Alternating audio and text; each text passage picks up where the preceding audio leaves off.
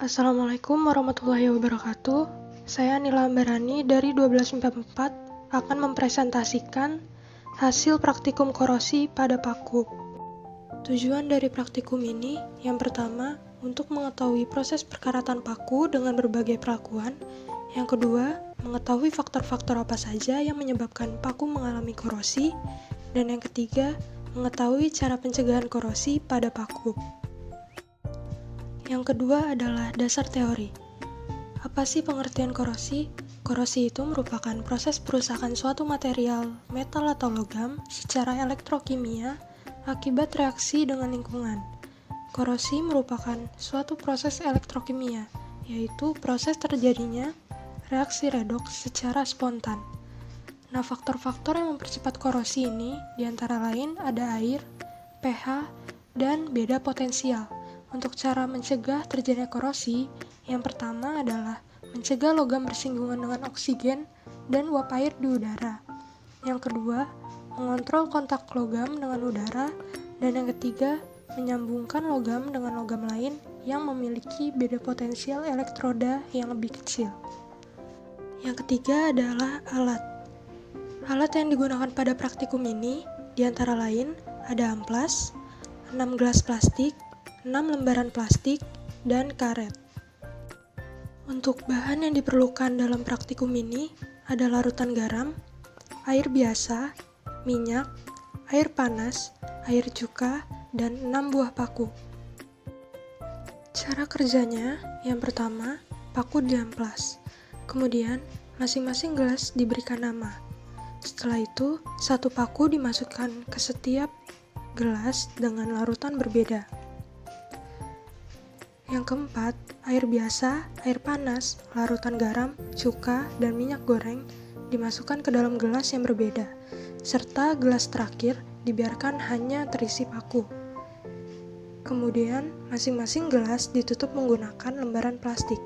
Yang terakhir, setiap perubahan diamati, difoto, serta dicatat selama 5 hari.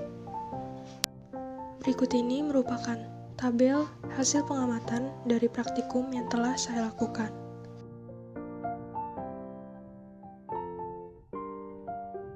Kemudian, yang berikut ini merupakan foto dari paku yang telah saya amati selama 5 hari.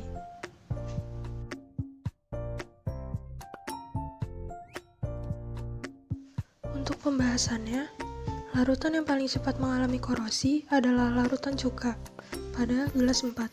Diikuti dengan air panas pada gelas 2, dan yang terakhir larutan garam pada gelas 3. Hal ini membuktikan bahwa pada larutan asam dan garam, logam akan lebih mudah berkorosi, karena pada larutan yang mengandung garam dan asam, elektron akan lebih mudah terikat oleh oksigen di udara. Dan paku pada air panas juga mengalami korosi dengan cepat, di mana semakin tinggi suhu, maka akan semakin mudah terjadi korosi. Maka dari itu, paku pada air biasa di gelas 1 hanya mengalami sedikit perkaratan, karena pada gelas 1, air berada pada suhu normal.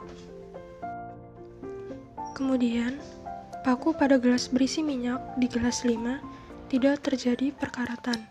Hal ini disebabkan karena minyak akan mencegah logam bersinggungan dengan oksigen di udara. Paku yang tidak mendapat perlakuan juga tidak mengalami korosi.